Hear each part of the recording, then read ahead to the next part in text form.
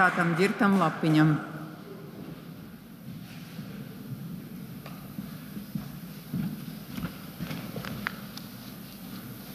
Priekšsēdētājas kundze, godātie kolēģi un kolēģis, mazliet par bezprincipu koalīciju. Man kolēģi runā un runās par valdības deklarāciju, es pakavēšos pie personālajām. Lemberga klātbūt Evikas Siliņas valdībā jau daudz minēja, neatkārtošos, pieņem, kad Lemberga kungs kaut kur te smaida, māja roku Evikai Siliņai, bet lai jau Evikai izdodās tik galā ar Lembergu. Pakavēšos pie citiem. Amats sadalījums gan veidojās abrīnojami. Evika Siliņa intervijā stāstīja, citēšu, ZZS pienākas kopā ar spīkeru 5 amata vietas. Kaut kā mums viņas jāsadala, ņemot vērā arī to, ka viņiem nevar uzticēt, un vienošanās tāda ir, ka viņi nepretendēs uz nevienu no drošības jomām, kas ir gan ārlietas, gan aizsardzība, gan iekšlietas, gan tieslietas. Tā Siliņa. Kaut kā jāsadala, tad kā tas tika dalīts? Jaunās it kā dinamiskās koalīcijas darbs sāks ar to, ka vienotība pazemo ZZS, bet labi, lai ar to tiek galā pats ZZS, vai viņi jūtas komfortabli valdībā, kur viņus pazemo un nodefinē kā draudu Latvijai. Un tad jautājums, kā vienotība nosargās Latvijas drošību, ja ZZS piešķirtais Saeimas priekšsēdētājs ir Nacionālās drošības padomes pilntiesīgs loceklis. Bet tagad pie personālajām. Minēšu 5.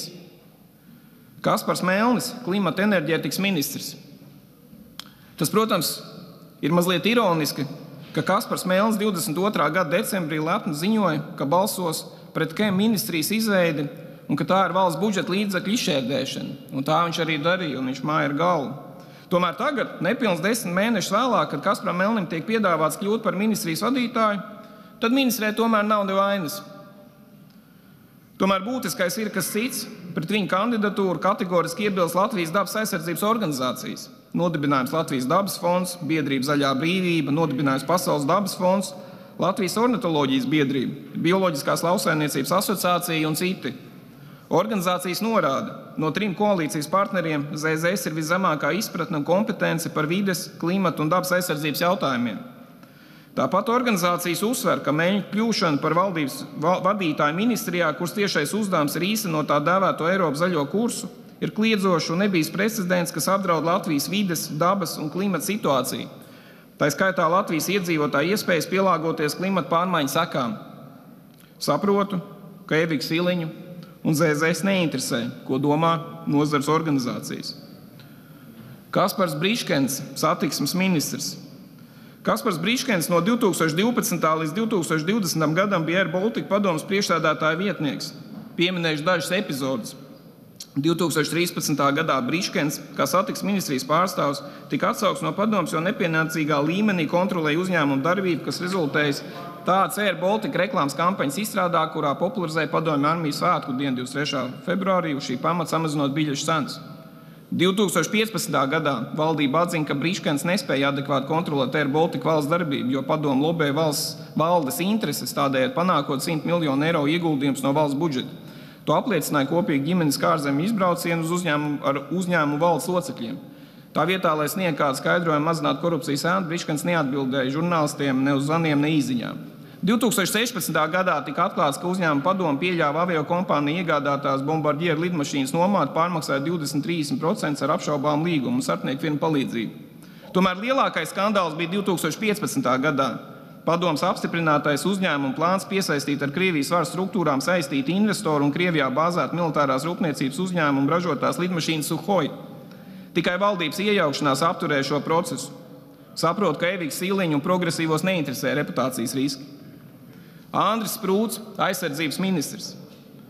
Es pieņemu, ka Sprūts ir labs ārlietu eksperts vai vienkārši speciālists, bet vai aizsardzības ministrs? Nē. Valsts drošībai tiek nodot cilvēku rokās, kuram ir ļoti interesanti uzskati, ko viņš aktīvi izplata Krievijas valsts valodā. Minējuši 3 epizodes, kas sociālos tīklos bija ļoti plaši un par kurām ne visām Sprūta kungs reaģējis. Tad jau paši izvērtēja. Atbildot uz žurnālistu jautājumu, Sprūts saka, kaut kādā mērā es atkal piekritīšu Putinam, kad viņš teica, ka Krievija tas ir liktenis, bet Ukraina tas ir projekts. Ukraina vienmēr politiskā elitē ir bijis projekts. 2014. gadā pēc Krīmas okupācijas Sprūts uzstājas pret NATO bāzēm Latvijā, ka tā ir tikai tracināšana. Un trešā epizode. Žurnālists jautā, kā jūs nosaukt tos, kas cīnītos par Latgales autonomiju vai neatkarību? Sprūds atbild, atkarīgs no situācijas. Kā notiek pats process? Ja process norit konstitucionāli, miermīlīgi un demokrātiski, tad uzskatu, ka ir pamats sarunai. Sprūda kungs, jūs šo arī komentējāt, vai tajā jūsu lielajā izvērstajā skaidrojumā par šo netika minēts, par Latgales neatkarības centieniem, kas tika uzdots un jūsu viedokli? Izstāstiet varbūt, ko jūs domājat par to. Un nē, tas nav izrauts no konteksta, tie tiešām ir Sprūda uzskati. Bet saprot, ka Eiriks Siliņu progresīvos neinteresē drošības riski. 4. Valdības lielākais apmāns. Ārlietu ministrs Krišjāns Kariņš. Cilvēki pilsētā jau pusgadu runāja, ka Krišjāns Kariņš negrib strādāt, pošas uz Eiropas parlamentu, Eirokomisārs, tu citi debatētāji jau piesauca. Kariņa kungs jau sen ir ceļa jūtīs. Un meklēja iespēju, kā nolikt savu premjera amatu, jo no premjera amata īsti nevar kandidēt uz Eiroparlamentu. Gribēja kļūt par ārlietu ministru, lai būtu ērts startēt Eiropas parlamenta vēlēšanās.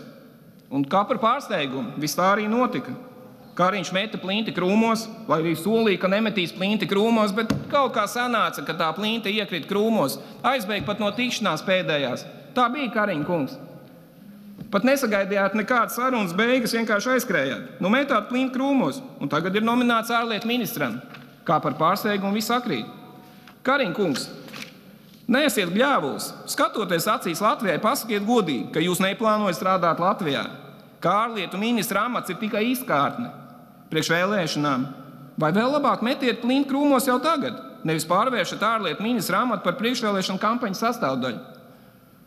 Un pēdējais. Valdības veidošanai lielais izaicinājums bija atrast amatu Gunāram Kūtrim. Sākumā viņi mēģināja iestumt kultūras nozarei, bet kultūras nozara kategoriski atteicās pieņemt svešķermeņu Gunāru Kūtri.